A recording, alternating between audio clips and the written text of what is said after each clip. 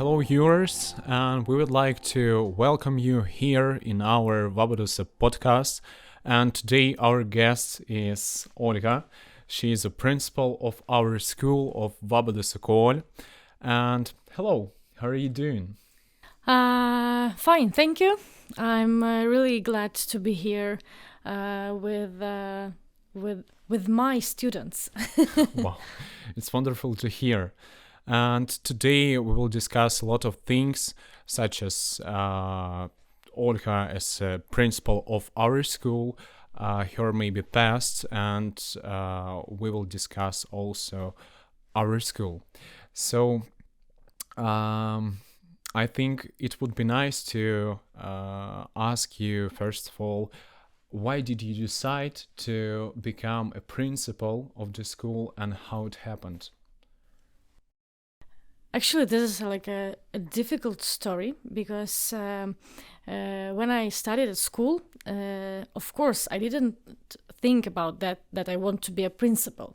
In gymnasium, I decided that I want to be either a teacher or a policeman. Wow. So it's like a little bit different things, I think, but I don't know why. It's like, for me, it was like, wow, these two positions that I really like. And I decided to study like a teaching and how to be with the students, how to teach something, and I didn't think about that I will be a principal. But of course, every person, he or she want to develop themselves. So you have like one position, then you want to be in another position, you want to do something more. And I think that this developing is something that I like got as to be a principal of School of Freedom. It was I think then just like a small case that I participated in one program, and I actually, this was like a program for a future principals of a school, for those people who want to be a principal in the future, and this was like a special program for them, and just this case, I have an opportunity to meet some amazing people who offered me this opportunity. And at first, of course, I remember this day when I got a call from one my colleague who told that the School of Freedom will come, and the school for Ukrainian students, and this is like in April, and in September it will be a school for 600 students. And I thought, just like, what, are you kidding? We have one summer and you offer me to build up a school for 600 people? Like, oh no, it's not realistic. But on the other hand, I understand that of course the 23rd of February, you also didn't think that these changes will come. So exactly. I understand that it is actually a small thing, like that you understand that you have only one summer, because some people maybe had only one day. So here I am. Yeah, the 24th of February shocked everybody, and the life has been changed. It is very interesting for our viewers, I think, because a lot of people are in gymnasium right now, and they have to decide what will they do in the future. They have to decide in which university they will go, and so on and so on. And I think it was very interesting to hear from you such information. What about like a special school for principals? You said us that you passed this school, if I'm not mistaken. It was like a 1-year program. A 1-year program. Yeah. And also I studied at university, like the same program, like at the university, and a special program for future principals. So it is like an additional course for university or something. Yeah, this is like additional education plus additional course. Wow. Okay, and you became a principal first time 1 year ago. Yep. Yeah. Actually, before that, I was like a head teacher at school, at a private school in Tallinn. And the concept of that school is that Estonian students and Russian-speaking students, they study together in one school. And I was like a head teacher there. It's a new school, 5 years old, and this was also a very amazing challenge for me to try to build a society, not like we are Russian speaking, Estonian speaking, I don't know, English speaking, but we are all together. So next we will talk about the School of Freedom, Vabaduse Kool, and I like to ask you what organizational moments exhausted you the most before the start of the school, because you said that you were shocked that you have to build like totally new school in summer, in only 3 months. So what was the most exhausted moments in this process? I think that on this time when we tried to build up in one summer actually a big school, I didn't have an opportunity to think about this. I remember that I looked at like calendar and we just like how many days we have, 65, 64, 63, and you just work and you do your best. Every day you're having like some new colleagues who are coming, and it's like this is. You have like adrenaline in your head, in your body, and it was like really amazing. So I can tell that something like exhausted. I think that you maybe you understand this a little bit later, that you're tired, because at this moment you do not understand everything. And of course the main like challenging thing,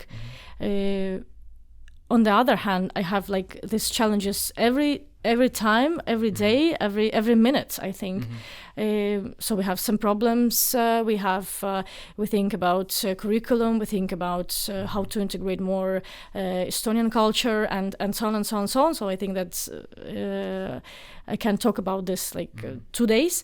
But the very difficult thing is the responsibility. That you take responsibility for 600 students and you have 100 colleagues, and actually you are responsible of all of them. People, And this is something that you are like terrifying maybe a little bit if something happened. So you understand that actually this responsibility is on your shoulders. Wow, it's really nice story. And maybe this is like an answer about why I decided to be a principal or a teacher. This is something that I really enjoy. I can't be like just on a sofa. So for me, it's like, okay, maybe I have like one evening I will be just chilling and relaxing, and the next day I need to do something, to study something. So for me, it's like normal situation. So after such long process of building a new school, what did you feel on September 1st of last year when the school has started? Like, what emotions filled you? First of all, I remember the 31st of August. When we received a video of Olena Zelenska. She made like somehow like a small video for our students. And was it like a congratulation for students and teachers? yeah, about and of course they Olena also was happy that we have people, Ukrainian people who live in Estonia have an opportunity to study here. And I remember that when I saw this video, it was like very difficult not to cry, because this video was really emotional. And this was like, I think that this was like the first emotion that we have, because we were in a so rush. And you understand that tomorrow will be the 1st September, you see this video and you understand that everything that you have done actually is it wasn't useless. It wasn't useless. It's like the idea of like, this is like a huge idea of this process. And on the 1st September, I remember that I actually thought that everything is done. but it actually wasn't true, because I think that the biggest challenges they just they came after they came after the 1st September. And do you think that, okay, oh my God, everything is done, so I can just relax and just chill, breathe? And but after you understand that actually when you have students, when you have teachers, it's the job is just starting. Wow. So which problem did you meet when the school has started? Like, what was the biggest problem in the beginning of the educational process? Could you tell us? I need my like a big list of those problems. I remember that it was very hard to understand that we have 600 students. Like in one day they were put in one school, and from different cities, from different schools, like small schools, city schools. Ukraine. And Ukraine is actually a huge country. If we compare, like Estonia is like like that small, and it is only about like the square of the Estonia is about two squares of the squares of the regions. And now you tell these students that now you are a class, and now you are one school. And of course it is very challenging for students. Of course, I think that at first the families and students didn't understand if they want to be here, or if they want to study in Ukraine, if they really need to study here, or it's just like an opportunity to be somewhere, but we study on a distance in Ukraine. And I remember that at first we tried to communicate with the families that actually we are a school, so we have lessons, we have some plans, we have challenges, we have goals, and we have exams and so on. So this was something at first I think that it was really challenge. Also I remember that for example in gymnasium, when we talked about the courses that you can choose, this was also something for students. Oh my God, that I really can like choose everything that I want. Like, it is something new for Ukrainian students, and we don't have it in our schools. And maybe like somebody didn't understand that actually this is also like a part of our curriculum. You can't just I don't want it. I'll just have my ordinary lessons, and this is like something that I don't need.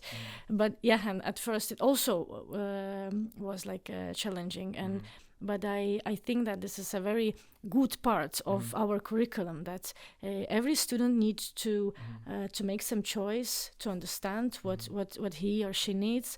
So this is like two things that I remember maybe very good.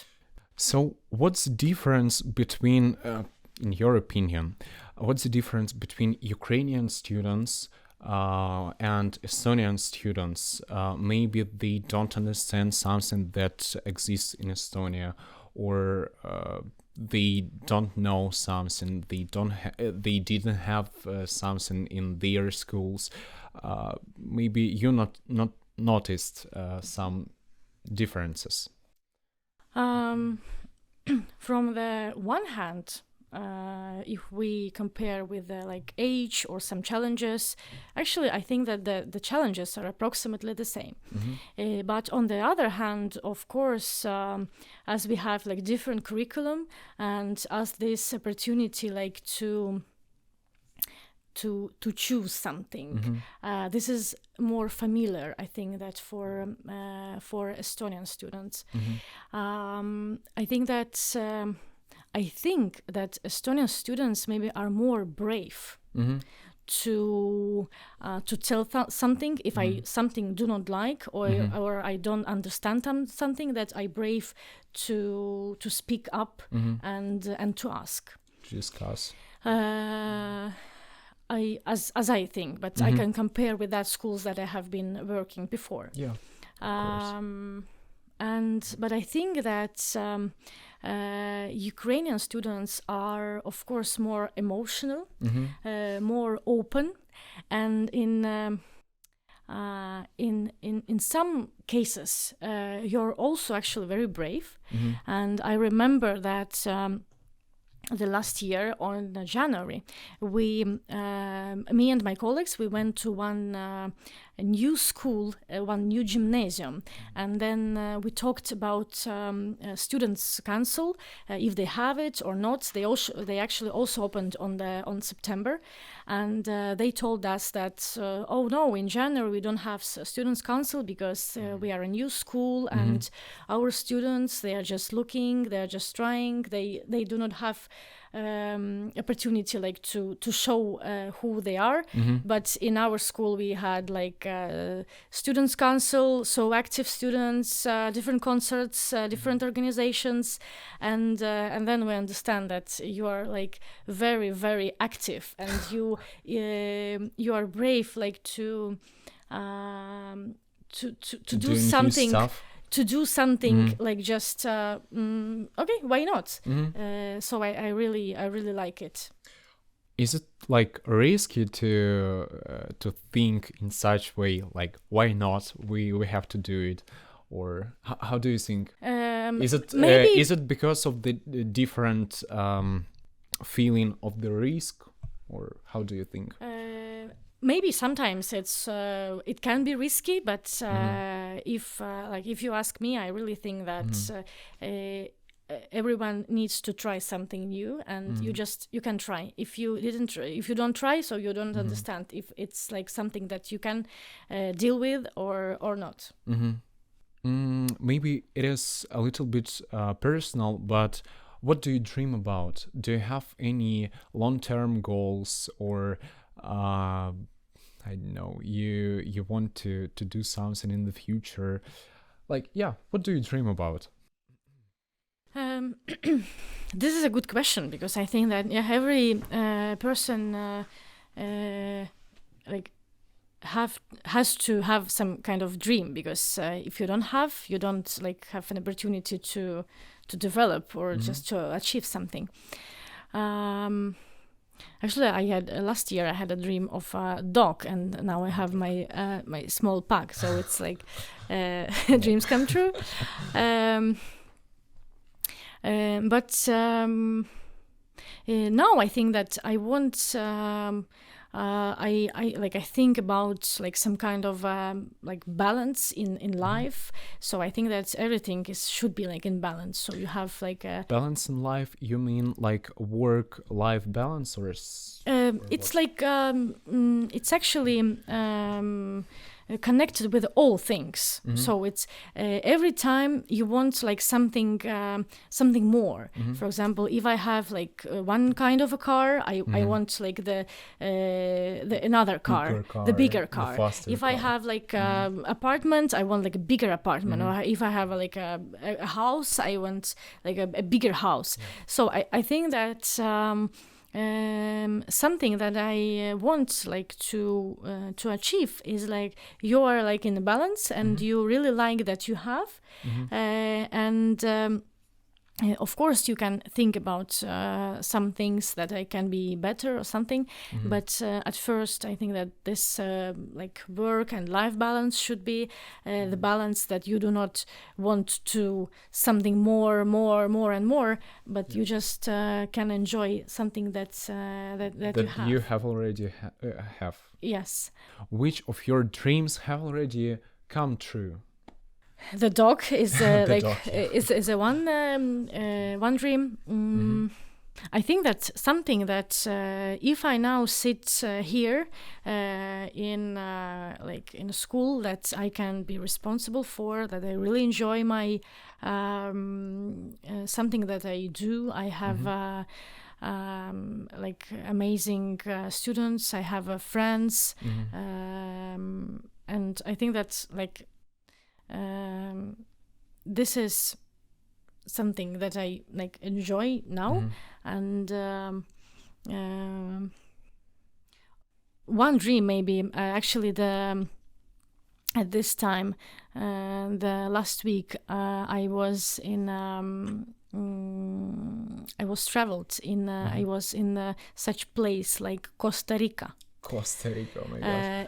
I think that traveling is also it's like something that you dream about, like to see different cultures, to have a look how the people live who are like in the other parts of the world, and I think this is also like one dream that I had, and I really enjoyed this this opportunity, like to have a look at this Costa Rica place. This is like a small, like a huge garden forest, and at the zoo, it's like some like birds, animals everywhere, and it's really amazing. What did you get from citizens of the Costa Rica? Like they are so chilly, I think, and. What did you get from them? They have every time they have like one like motto of this like lifestyle. This called Pura Vida. Pura Vida, it's like a simple life, and that means that just enjoy, chill, and do not think about problems. And I think that this is something, this Pura Vida, this is something that we need like to take from the Costa Rica. Just relax, and of course everyone has a problem, but just do not think about that. You'll find a solution, definitely, yeah. I think. Okay. What about plans for developing our school? Like, what would you like to change in it, and what would you like to implement, maybe? Of course, I would like that our students could be more responsible of their education, so they can understand that actually this is something that we can offer, but you can decide. The student can decide if they take it or not. If we talk about the future, like future, like some years as like a vision of our school, long-term plan. So we have one plan is to build up a school like. On this level that here can study different people from different countries. So now we have here students from Ukraine, and of course our students with one country. Maybe sometime we can get some other students and we can learn here together, and we can integrate them to Estonian society, and they can also be with their culture to continue studying their mother tongue. So I think that this is can be like the vision of our school in the future. So you see the Vabaduse Kool is like an international school for pupils from every country, from different countries, yeah, because now actually we don't have we have some international schools, but they are not for free for families. So we are a state gymnasium, and we can be like on a state level international school. Yes, this is the concept. What about smaller goals, aims? So maybe about months ago, the table tennis tables appeared in the school, and like maybe you have some smaller goals, aims, and at first I really enjoy that this table tennis is something that I think that our students really enjoy. It unites actually. You meet a lot of friends there, and this is like some small thing, but you see how it works. Of course, we want to integrate our students more to Estonian language, to Estonian culture, to make some more cooperation with Estonians, with Estonian schools, with the other Estonian gymnasiums, and I think that this is like the one of the biggest things that we think in the future, because we have exams, and in the future. Also, you'll have an Estonian exam, and English languages. I think that also very important for you, because you never know in what country. Maybe I don't know. Maybe in 10 years you will be also in Costa Rica. Nobody knows. Good luck. So this is really important to offer different opportunities and languages at first. Okay. What about, can you name us the 3 events that greatly influenced on your life, and tell me what exactly has changed for you after those events? Oh my God. I think that the very important thing is I think that school is very important place for everyone, and for me as well. For my mother, it was like a really difficult decision to what school I need to what school is the best for me. And on the 1st September, for you as a student, or for me as a small kid, so as a student, kid. When I was like 7 years old, and my mother decided that she will put me to a different schools, and at 1st September she will decide what school she will choose for me. So this is pretty clever. So she will see the class teacher and the environment and the other students, and she will decide. So for my mother, it was like really very essential thing, and I think that this is something that was really important and played like important role in my life, like this school, and also why I decided to be a teacher in the future. Of course, the next thing, I think that the school, when I graduated the university, I went for a work to a school where actually studied my mother. So I was a colleague with my mother teachers. It was really something that's very like important for me, and I got class, and in this gymnasium class, when I was a class teacher, it was 57 students in one class, and when I was like a young teacher, and I had 16, 17 years old, 57 students, and I tried to deal with them and to do something with them. And I think that this is also like for me was something very, very important in that role.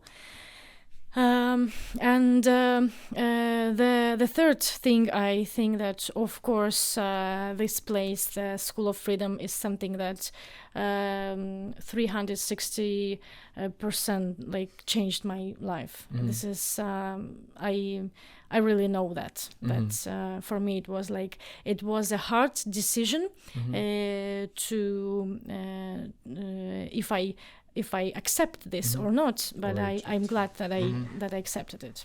Why was it difficult for you to accept it? Actually, I had work that I really liked with my colleagues, and this was also like a new work for me that I just came. I've been there less than 2 years, and that's I think that's why. Yeah, it was a good call. Wow.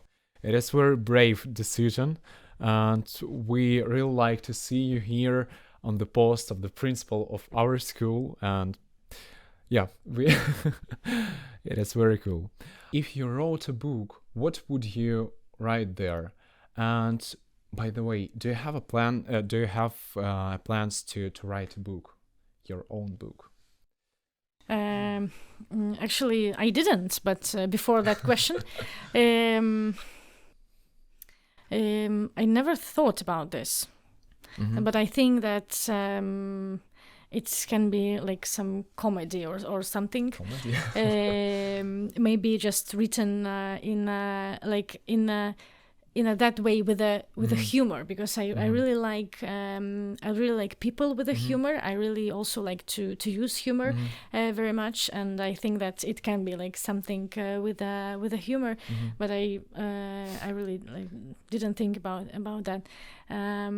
I have feeling that like a big part of this book will be about pupils of the Vabada School, because we make a lot of fun situations and different stories, and I think maybe sometime I just have to write somewhere about the stories. But this is our life, and I really enjoy that I have like such a work that you really enjoy. You have like different situations, challenges, and a lot of humor. Wow. What about books that you could recommend to pupils and maybe to your colleagues or everybody who watches this video? Name maybe 3 books that you could recommend. I think that now actually I read a book of this is like biography of Michelle Obama. This is I have I heard about this, and I thought that sometimes I need to take that.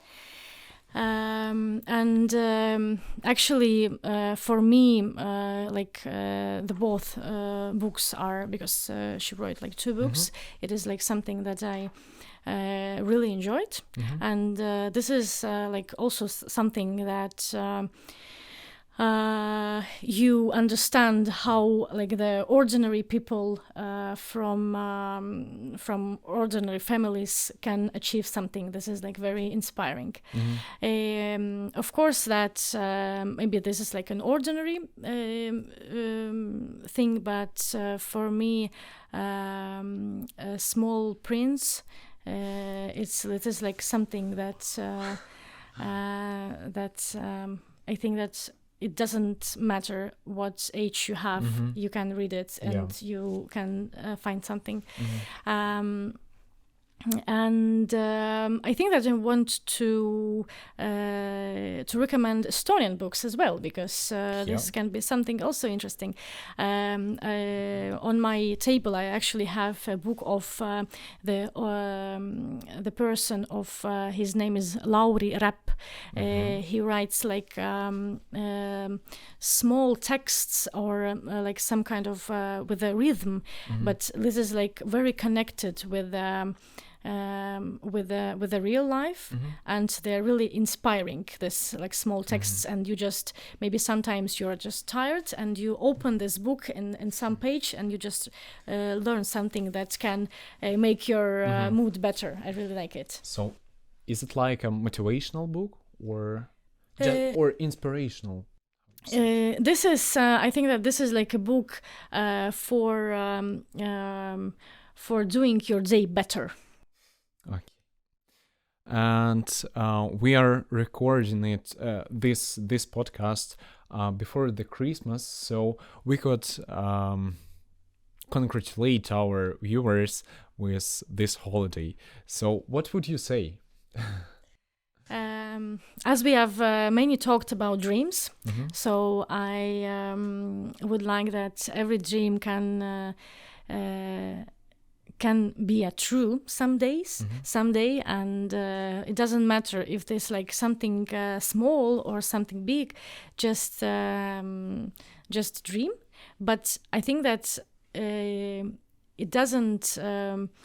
It works better when you are not only dreaming, but you also do something for that. So I hope that this dreaming and to be more active to achieve this dream, it's something that I can share with our school family, and of course peace. And I hope that the next year will be safe. Yeah. So it was a wish of our today's guest, Olga, our principal of this school, and go to your aim, go to your dreams, and step by step, and you will achieve it.